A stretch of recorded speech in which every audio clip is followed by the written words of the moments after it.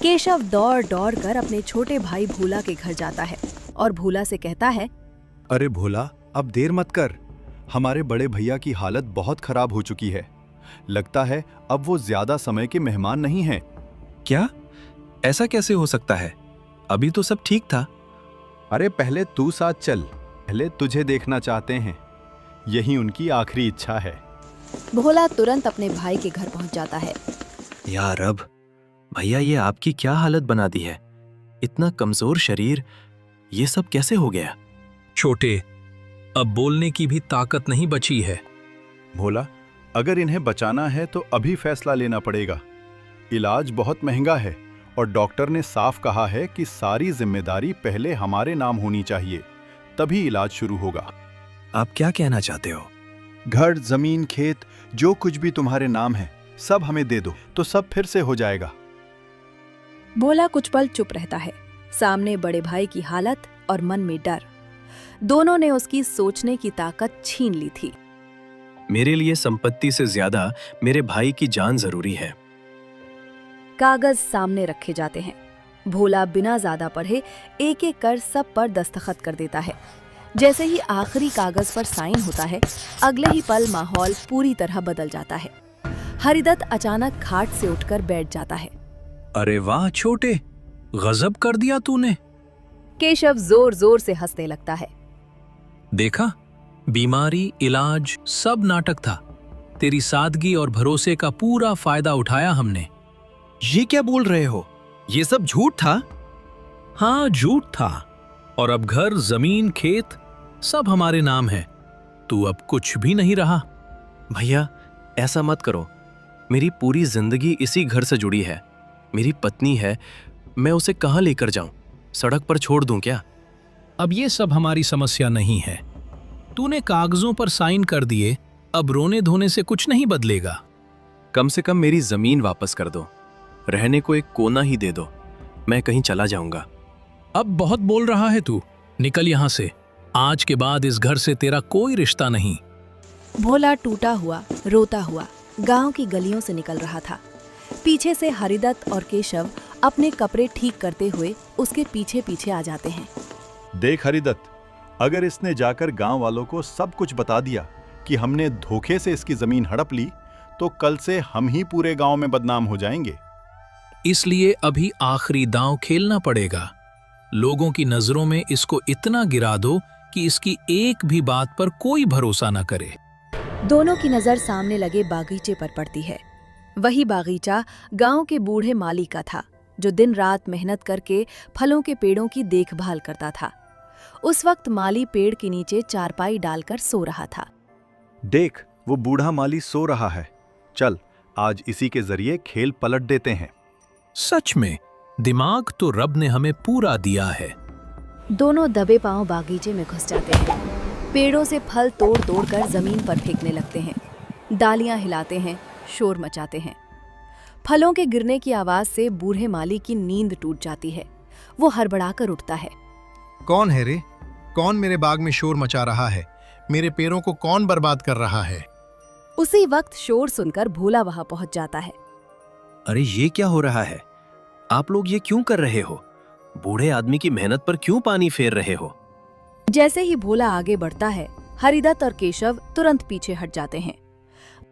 अरे काका, काका देखो, जब आप सो रहे थे ना, तभी ये भोला आपके पेड़ों से फल तोड़ रहा था और जमीन पर फेंक रहा था। हम दोनों ने तो इसे रोकने की बहुत कोशिश की, लेकिन ये हमारी एक भी बात नहीं मान रहा था। काका, ये झूठ बोल रहे हैं। मैंने तो इन्हें रोकने के लिए आवाज लगाई थी। मैंने कुछ भी नहीं तोड़ा है। तो फिर ये टूटे हुए फल क्या खुद गिर गए?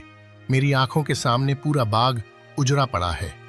हरिदत्त और केशव आसपास के लोगों को आवाज देने लगते हैं। अरे गांव वालों, जरा इधर आओ। देखो कैसे ये आदमी दूसरों की मेहनत बर्बाद करता है। धीरे धीरे गांव के कई लोग इकट्ठा हो जाते हैं। हम दोनों तो इससे तंग आ चुके हैं।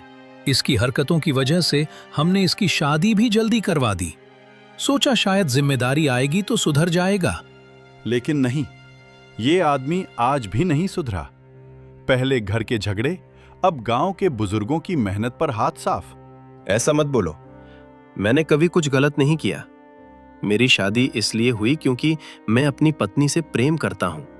अगर भाई होते हुए भी ये इसकी शिकायत कर रहे हैं तो जरूर कुछ सच्चाई होगी। ये बाग गांव की इज्जत है, ऐसे आदमी को सबक सिखाना जरूरी है।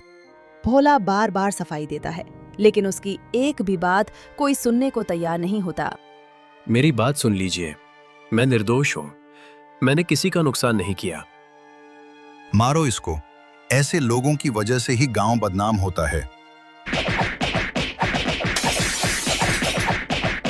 भोला जमीन पर गिर पड़ता है। गांव वाले एक एक करके वहां से चले जाते हैं। अब इसे समझ में आ गया होगा, अब ये किसी के सामने मुंह खोलने लायक नहीं बचेगा। चल घर चलते हैं, आज का काम पूरा हो गया। दोनों भाई संतोष की सांस लेते हुए घर की ओर चले जाते हैं और पीछे जमीन पर पड़ा भोला बेसुध हालत में पड़ा रह जाता है। भोला किसी तरह खुद को संभालते हुए घर पहुंचता है। जैसे ही वो आंगन में कदम रखता है, सामने हरिदत्त और केशव खड़े मिलते हैं। रुक, यही रुक जा, आगे बढ़ने की जरूरत नहीं है। इस घर में अब तेरा कोई हक नहीं रहा। ये आप क्या बोल रहे हो भैया? अगर यहाँ नहीं तो फिर हम जाएंगे कहाँ? वो तुम अपनी पत्नी से पूछो। अब तुम दोनों को यही तय करना है कि कहाँ जाकर रहोगे। मधु घबराई हुई आगे आती है। भैया ऐसा मत कीजिए, अगर हमने कोई गलती की है तो बता दीजिए, लेकिन इस तरह घर से निकाल देना। गलती? चोरी से हमारी जमीन हड़पने की कोशिश कर रहा था ये। हमें सही वक्त पर इसके इरादे समझ आ गए, नहीं तो आज हम ही सड़क पर होते। और इतना ही नहीं, आज गांव में बुजुर्ग के बाग में हंगामा किया, फल तोड़े, शोर मचाया, और जब लोग इकट्ठा हुए तो सबने देखा कि कैसे गांव वालों ने इसे सबक सिखाया। मधु भोला की तरफ देखती है, आंखों में आंसू होते हैं। ये आपने क्या कर दिया जी? मुझे आपसे ऐसी उम्मीद नहीं थी, अपने ही भाइयों के साथ इतना बड़ा धोखा। मधु, ये सब झूठ बोल रहे हैं। मैंने किसी का नुकसान नहीं किया। मैंने तो उल्टा उन्हें रोकने की कोशिश की थी। बहुत हो गया, अब देर मत कर, तुम दोनों यहाँ से निकल जाओ। हरिदत्त और केशव भोला और मधु को जबरदस्ती घर से बाहर कर देते हैं। चलो मधु, अब यहाँ रुकने का कोई मतलब नहीं है। ये भाई नहीं रहे, ये अब हमारे अपने नहीं हैं। भोला मधु का हाथ पकड़ता है और दोनों वहां से चले जाते हैं। गांव के बाहर एक पुरानी झोपड़ी में भोला और मधु शरण लेते हैं। वक्त धीरे धीरे बीतने लगता है, लेकिन उनकी जिंदगी की मुश्किलें कम होने का नाम नहीं लेती। सर्दियों की ठंडी हवाओं में भोला झोपड़ी के बिस्तर पर बुरी तरह बीमार पड़ा था। उसका शरीर लगातार सर्दी और खांसी से थक चुका था। मधु, उसकी पत्नी, दिन रात उसके पास रही, उसके लिए गर्म पानी, दवाइयाँ और भोजन लाती रही, पर भोला की हालत में कोई सुधार नहीं हो रहा था। उसका चेहरा पीला और थका हुआ था, सांसें धीमी हो रही थीं। इसी बीच हरिदत्त और केशव अपने घर के बाहर खड़े थे। उनके चेहरे पर मुस्कान और चालाकी की चमक थी। केशव, देखो ना, भोला की हालत कितनी गंभीर है। अब ये समय बिल्कुल सही है। अगर हम जल्दी नहीं करेंगे तो ये मौका हाथ से निकल जाएगा। भैया बिल्कुल सही कहा। और देखो, उसकी पत्नी मधु अभी भी उसके पास है। वही उसका आखिरी सहारा है। अगर उसे अपने पक्ष में कर लिया तो मजा आ जाएगा। सोचो, घर, दौलत और पत्नी भी हमारे पास आ जाएगी। लेकिन हमें धैर्य रखना होगा, सीधे धमकाना या डराना नहीं, वरना मधु सतर्क हो जाएगी। हमें धीरे धीरे भरोसा दिखाना होगा कि भोला अब कमजोर है और वो तुम्हारे साथ सुरक्षित रह सकती है। दोनों भाई हंसते हुए मधु की झोपड़ी की ओर बढ़ते हैं। अरे मधु, अब तुम हमारी बात सुनो। हम भोला से तुम्हें अलग करने नहीं आए, बल्कि तुम्हारे लिए जीवन आसान बनाने आए हैं। देखो मधु, सच कहूं तो ये आदमी अब पूरी तरह बीमार है। इतने दिन से तुम उसकी सेवा कर रही हो, पर हालत में कोई सुधार नहीं। दिन ब दिन कमजोर होता जा रहा है। और इसके साथ रहकर तुम्हारे जीवन में कोई सुविधा नहीं है। देखो, हमारे पास घर, दौलत, आराम और सुरक्षा सब कुछ है। बस तुम्हें हामी भरनी है। तुम रानी बनोगी और सब कुछ तुम्हारे पास होगा। मधु भोला की ओर देखती है। उसके चेहरे पर दुख और तनाव साफ झलक रहे हैं। भोला, मैं नहीं जानती, मैं तुम्हारे साथ नहीं रह पाऊंगी। तुम बीमार हो, पर मैं तुम्हें छोड़ नहीं सकती। मधु देखो, अब तुम्हारे पास ये मौका है कि तुम सुरक्षित रहो। भोला कमजोर है और अब उसकी कोई उम्मीद नहीं। मेरे साथ आओ, मैं तुम्हें सब कुछ दूंगा, घर, सम्मान, जीवन की सारी सुख सुविधाएं। अरे मधु, अब सोचो, तुम्हारे पास विकल्प यही है। भोला के साथ जीवन कठिन और दुख भरा होगा। हमारे साथ रहकर तुम सम्मान और सुख की जिंदगी पाओगी। मधु, ऐसा मत करो। तुम कैसे कर सकती हो? हमने साथ में कितनी परेशानियां झेली है और अब तुम मेरे साथ नहीं रहोगी। ये सही नहीं है। मैं नहीं चाहता कि तुम इस तरह मुझे छोड़ दो। भोला, मैं जानती हूँ, मैं भी चाहती हूँ तुम्हारे साथ रहना, पर तुम्हारी हालत देखकर मैं नहीं कर सकती। अब मैं उनके साथ रहूंगी। मैं नहीं चाहती कि मैं तुम्हारे साथ और दुख सहूं। मुझे अब ये जीवन चुनना होगा। मैं समझ नहीं पा रहा, कैसे कर सकती हो? मेरी पत्नी, मेरी जीवन साथी मुझे छोड़कर। भोला अपनी झोपड़ी में बैठा रह गया, पूरी तरह टूट गया, पर उसकी आंखों में अब भी आग थी, एक ऐसी आग जो उसे कभी हार मानने नहीं देती। मैं हार नहीं मानूंगा, चाहे कितनी भी मुश्किलें हों, चाहे धोखे कितने भी गहरे हों। मैं टूटूंगा नहीं। मेरे प्रेम की कसम, मैं कभी टूटूंगा नहीं। मधु अब हरिदत्त के साथ घर लौट जाती है। भोला अकेला अपनी झोपड़ी में बैठा रहता है। दिन बीतते हैं। गांव में हरिदत्त और केशव की लालच अब चरम पर पहुंच गई थी। अब उनके पास घर था, दौलत थी और पत्नी भी उनके पास थी, लेकिन फिर भी उनका मन संतुष्ट नहीं था। मेहनत करना और काम करना उनके बस का नहीं था। उनका मन कह रहा था, और जल्दी और आसानी से दौलत कैसे कमाई जाए। केशव, अब बस घर और दौलत होना काफी नहीं है। हमें कुछ बड़ा करना होगा, कुछ ऐसा जो हमारी संपत्ति और दौलत को बढ़ा दे। मेहनत से कोई इतना अमीर नहीं बन सकता। भैया क्या करें? सोच रहा हूं कि कोई रहस्यमयी रास्ता ढूंढना चाहिए, ऐसा कुछ जो डरावना भी हो और दौलत भी लाए। मैंने सुना है कि जंगल के उस पार एक गुफा है, बहुत पुरानी, रहस्यमयी। कहते हैं कि वहां अनगिनत सोने के सिक्के, रत्न और धातुएं हैं, पर यह सोना किसी के लिए नहीं। एक भयानक भेड़िया रक्षा करता है। वो कभी किसी को अपनी गुफा के पास नहीं आने देता। भैया, अगर वो भेड़िया रक्षा करता है तो हम कैसे वहां जाएंगे? खतरनाक तो बहुत होगा। डर मत केशव, अगर डरते रहें तो कभी दौलत नहीं पाएंगे। सोचो, सिर्फ सोना ही नहीं, भेड़िए की गुफा हमारे लिए सोने की खान बन जाएगी। बस थोड़ी चालाकी और हिम्मत चाहिए। दोनों भाई पूरी रात योजना बनाने में लगे रहे। उन्होंने तय किया कि रात के अंधेरे में गुफा तक जाएंगे, भेड़िए को चकमा देंगे, सोना चुराएंगे और सुरक्षित घर लौट आएंगे। अगले दिन सूरज की हल्की रोशनी में दोनों भाई जंगल की ओर निकल पड़े। उनके दिलों में डर और उत्साह का मिला-जुला भाव था। केशव, देखो, गुफा यहीं है। अंदर बहुत सारा सोना होगा। ध्यान रखना, भेड़िया हमें देख न ले। भैया, अगर वो हमें देख ले तो? चुप, डरने का समय नहीं है। बस अंदर जाओ और जल्दी करो। जो सोना है उसे झोले में भरो। जैसे ही वे गुफा में घुसे, सोने की ढेरें उनकी आंखों के सामने चमकने लगीं। उनके दिलों की धड़कन तेज हो गई। लालच ने उनका डर हर लिया। भैया, ये तो सपने जैसा है, पर ये भेड़िया कहीं आसपास है क्या? ध्यान रखो, बच्चे सो रहे हैं। इन्हें देखे बिना पूरा सोना निकालो। जल्दी करो। लेकिन तभी भेड़िए के बच्चे ने हल्की आवाज में उन्हें देख लिया। उसकी आंखें चमक उठीं। भैया, बच्चे ने हमें देख लिया, अब क्या करें?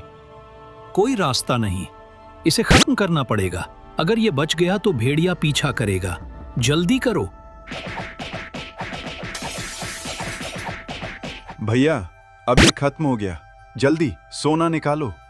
वे दोनों सोने को झूले में भरकर गुफा से बाहर भागे। उनके कदम तेज, दिल धड़कते हुए, आंखों में चमक और हाथ में सोने के सिक्के थे। लेकिन जंगल में भेड़िए ने अपने बच्चे की मौत का एहसास कर लिया। उसकी आंखें आग से जल रही थीं। भेड़िए ने तय कर लिया कि अब कोई भी सुरक्षित नहीं होगा। वो धीरे धीरे गांव की ओर बढ़ा। रात के अंधेरे में वो गांव में घुसा और किसी भी घर से एक बच्चा उठा ले जाता। हमारे बच्चे कहाँ गए? रात में कोई आया और उठा ले गया। या रब, कोई भी सुरक्षित नहीं है, कोई भी सुरक्षित नहीं। रातें डरावनी हो गईं। भेड़िए का गुस्सा लगातार बढ़ता गया। हरिदत्त और केशव अब खुद डर के मारे कांप रहे थे। उनके पास दौलत थी, घर था, पत्नी थी, लेकिन फिर भी उनका लालच संतुष्ट नहीं था। केशव, अगर गांव वाले जान गए कि हमने ये सोना चुराया, अब हमें कोई योजना बनानी होगी। सोचो, जल्दी कुछ करना पड़ेगा। भैया, पर अब क्या करें? सब कुछ हमारे हाथ में है। अगर पकड़े गए, हम रात को जब सब सो रहे हों, भोला के घर में वो सारी दौलत छुपा देंगे। अगली सुबह सबको यही लगेगा कि भोला ही ये सब कर रहा है। कोई शक भी नहीं करेगा। भैया सही कहा। अगर ऐसा कर दिया तो भोला ही दोषी साबित होगा और हम सुरक्षित रहेंगे। चलो, रात का इंतजार करते हैं। रात होते ही हरिदत्त और केशव चुपचाप दौलत लेकर भोला के घर की ओर बढ़े। केशव, कोई देख न ले, जल्दी करो, दौलत कमरे में रखो और वापस आओ। भैया, सब छुपा दिया, जल्दी वापस चलें, कहीं गांव वाले या भेड़िया ना देख लें। हाँ चलो, अब देखना, कल सबको यही लगेगा कि भोला ही ये सब कर रहा है। हमारी चालाकी काम करेगी। अगली सुबह पूरा गांव डर और चिंता से भर गया। लोग परेशान थे, महिलाएं रो रही थीं। आखिरकार गांव वालों ने निर्णय लिया कि किसी सेठ के पास जाना चाहिए। ये तो बहुत गहरी समस्या हो गई है। इसके कारण को पता करना ही होगा। हमारे बच्चे हर रात गायब हो रहे हैं। अब क्या करें? कौन कर रहा है ये सब? हाँ, हमें संत से पूछना चाहिए। वही शायद कोई उपाय बता पाए। हम नहीं जानते कि क्या करें। सभी गांव वाले बाबा के पास गए। बाबा ने ध्यान से सुना और कहा, सच्चाई सामने आएगी, लेकिन इसके लिए तुम्हें अपने आंखें खोलनी होंगी। इस बीच हरिदत्त और केशव अपने घर में बैठे मुस्कुरा रहे थे। लालच और डर ने उन्हें चालाक बना दिया था। केशव, अब समय आ गया है। हम जाकर गांव वालों से कहेंगे कि भोला ही ये सब कर रहा है। फिर देखो, सब उसके खिलाफ हो जाएंगे। सही कहा भैया, अब सब देखेंगे। भोला ही अपराधी है, कोई हम पर शक नहीं करेगा। दोनों भाई गांव में गए और गंभीर स्वर में बोले, सुनो, मुझे पता है कि बच्चों के गायब होने का जिम्मेदार कौन है। सच यही है कि भोला ने ये सब किया है। सच्चाई यही है। कुछ रात हमने देखा कि वह भेड़िए के खजाने तक गया और सारा खजाना छुपा लिया अपने पास, जिस वजह से यह प्रलय आया है। अरे, ये तुम क्या कर रहे हो? मैंने कभी ऐसा कुछ नहीं किया। मैं निर्दोष हूँ। क्यों मुझे बदनाम कर रहे हो? गांव वाले भोला के घर पहुंचे। उन्होंने हर कोने में तलाशी ली। कमरे के एक कोने में छुपा हुआ सोना और रत्न मिला। देखो, भोला के घर में ही दौलत मिली। अब सब साफ है, यही अपराधी है। अरे भाई लोग, मैं निर्दोष हूँ। मैंने कभी ऐसा कुछ नहीं किया। क्यों कर रहे हो मुझे बदनाम? ये सब झूठ है। सब लोग शांत हो जाओ। अब कौन झूठ बोल रहा है और कौन निर्दोष है, ये बात पता लगाने का और भेड़िए को शांत करने का केवल एक ही उपाय है। वो है जादुई पुष्प। ये पुष्प भेड़िए को शांत कर सकता है, लेकिन इसे कोई भी नहीं ले सकता। केवल सच्चा और निष्ठावान व्यक्ति ही इसे प्राप्त कर सकता है। तुम तीनों भाइयों को फूल लेने जाना होगा, तभी सच बाहर आएगा। किंतु ये मार्ग खतरों और परीक्षाओं से भरा है। केवल वही इसे प्राप्त कर सकता है जो सत्य और निष्ठा के मार्ग पर हो। ठीक है, अगर यही मार्ग है तो मैं तैयार हूँ। तुम लोगों को एक जादुई झील तक पहुंचना होगा। वहां तुम्हें मार्गदर्शन मिलेगा कि कैसे जादुई दुनिया में प्रवेश किया जाए। वहां तुम्हें कई कठिन परीक्षाएं पार करनी होंगी। केवल वही व्यक्ति सफल होगा जो सच में निष्ठावान और सच्चा हो। भोला ने जादुई झील की ओर अपनी यात्रा शुरू की। ये झील घने जंगलों और पहाड़ों के बीच छिपी हुई थी। उसकी सतह पर हल्की चमक थी और हवा में एक अजीब रहस्यमय चमक फैली हुई थी। झील के पास पहुंचते ही भोला ने झील के पास जाकर कहा, हे जादुई झील, मैं तुमसे एक विनती करता हूं। मेरी सच्चाई साबित करने के लिए मुझे वो जादुई पुष्प चाहिए। इस पुष्प से मैं भेड़िए के क्रोध को शांत कर सकूंगा और अपने गांव की इज्जत वापस ला सकूंगा। कृपया मेरी मदद करें। झील की सतह पर हल्की हलचल हुई। पानी से एक गहरी शांत आवाज निकली। भोला, ये द्वार केवल उसी के लिए खुलता है जो सत्य को समझता ही नहीं, उसे जीता भी है। अगर तू मेरी पहेली का उत्तर दे पाया तो द्वार खुलेगा, गलत उत्तर दिया तो तू नहीं बचेगा। ठीक है, पूछो। बताओ भोला, वो कौन सी चीज है जो टूटती है फिर भी आवाज नहीं करती, जिसे हर कोई देता है लेकिन कोई छू नहीं सकता, जो झूठे के पास हो तो बोझ बनती है और सच्चे के पास हो तो ताकत? भोला कुछ देर सोचकर बोलता है, वो चीज है विश्वास। सही उत्तर। जो विश्वास को समझ गया वही सत्य को जान गया। याद रख भोला, आगे का मार्ग तेरे शरीर की नहीं, तेरे मन की परीक्षा लेगा। जो भीतर से डगमगाया वह लौट नहीं पाएगा। तभी एक जादुई दरवाजा दिखाई दिया। भोला, ये दरवाजा तुम्हें जादुई दुनिया में ले जाएगा, लेकिन एक बार जब तुम अंदर चले गए, बाहर लौटना आसान नहीं होगा। केवल सच्चा और निष्ठावान व्यक्ति ही इन खतरों से बचकर आगे बढ़ सकता है। अब जाओ और अपनी परीक्षा शुरू करो। ठीक है, मैं तैयार हूँ। और इसी संकल्प के साथ भोला ने जादुई दुनिया में कदम रखा। इधर दोनों भाई समझ नहीं पा रहे थे कि वो जादुई फूल आखिर लाएंगे कहाँ से।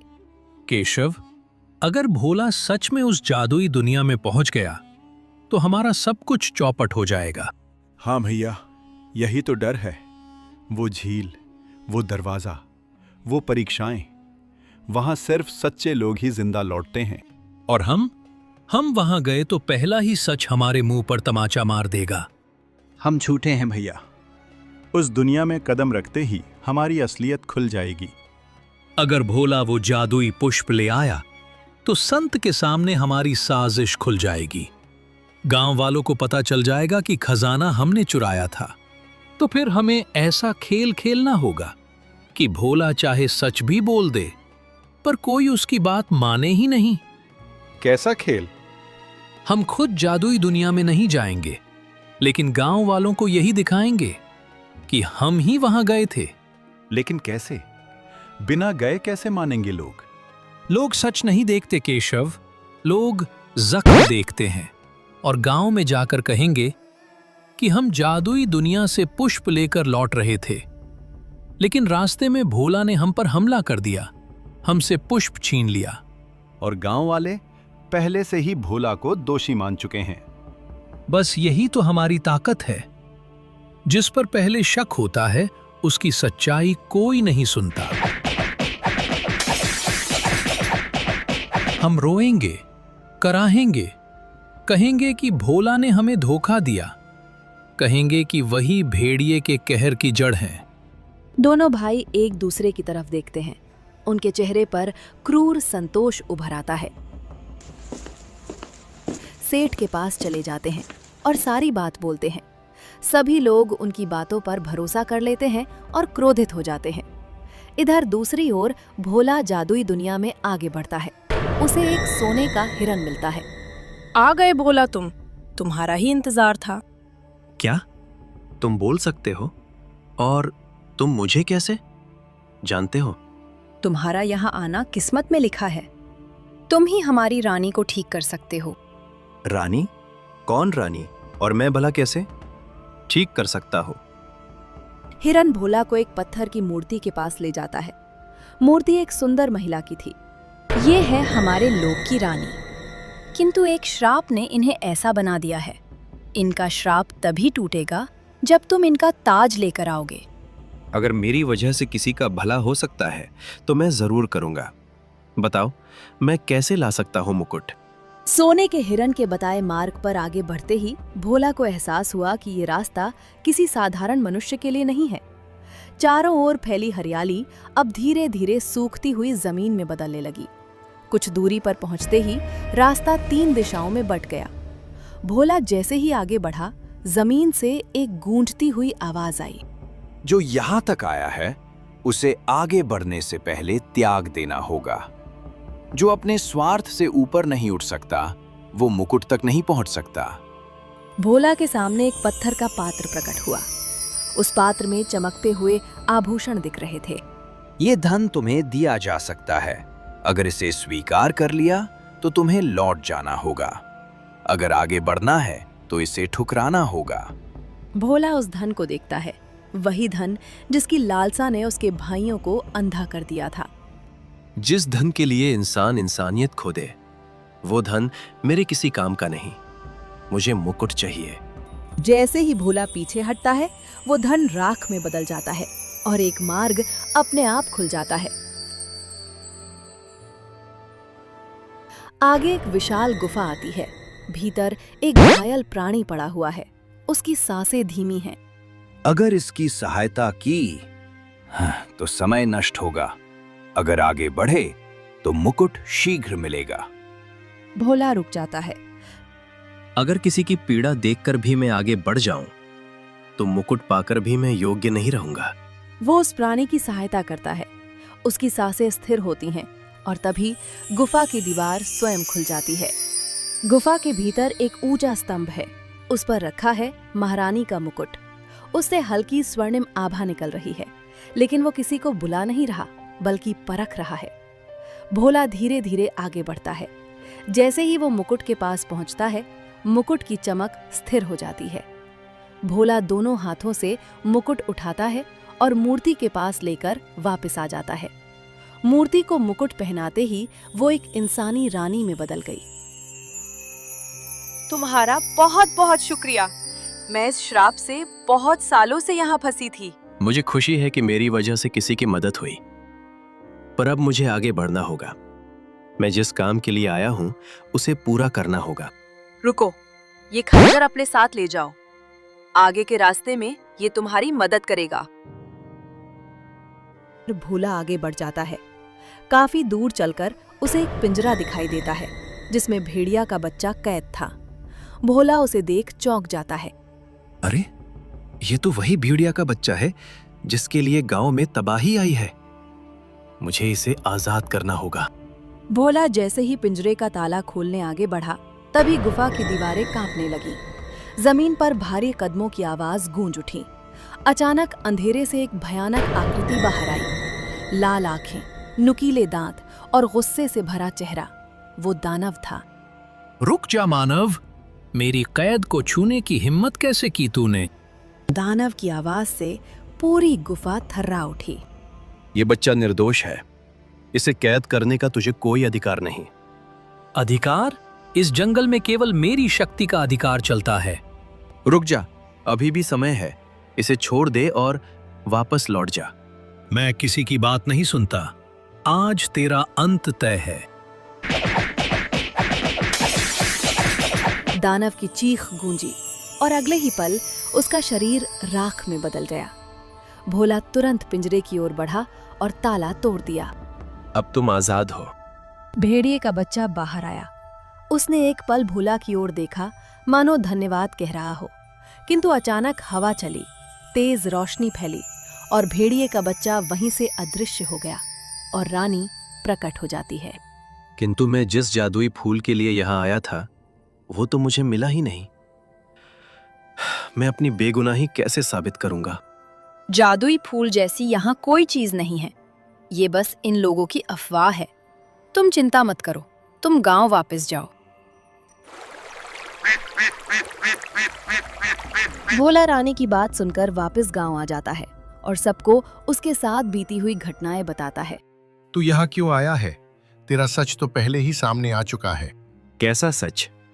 मैं तो आज सब बताने आया हूँ। तभी हरिदत्त और केशव भीड़ के बीच से आगे आते हैं, चेहरे पर झूठा दर्द और आंखों में चालाकी। गांव वालों, यही है वो इंसान जिसने हमसे जादुई फूल छीना। भीड़ में गुस्से की आग भड़क उठती है। धोखेबाज, पापी।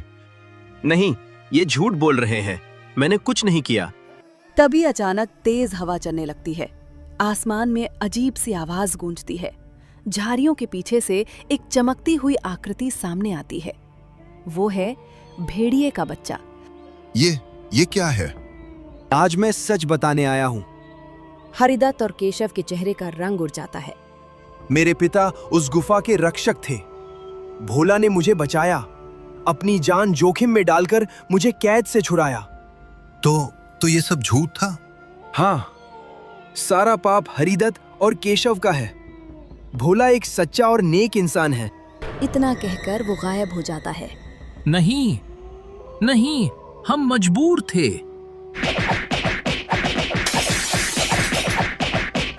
रुको, हमें पहले भोला से माफी मांगनी चाहिए। सब गांव वाले भोला के सामने हाथ जोड़ लेते हैं। हमें माफ कर दो भोला, हमने तुम्हें गलत समझा। अगर सच सामने आ गया तो यही काफी है। हरिदत्त और केशव को गांव से निकाल दिया जाता है। भोला को उसका घर, उसकी जमीन और उसका सम्मान वापस मिल जाता है। गांव में फिर से शांति लौट आती है। तो प्यारे दोस्तों, इस कहानी से हमें ये सीखने को मिलता है, अगर हम किसी के साथ गलत करते हैं तो हमारे साथ भी गलत ज़रूर होता है। इसलिए हमेशा अपने और दूसरों के साथ अच्छा काम ही करें ताकि हमारे साथ भी अच्छा हो। प्यारे दोस्तों, इस कहानी को लाइक, कमेंट और हमारे चैनल को सब्सक्राइब करना बिल्कुल ना भूलें।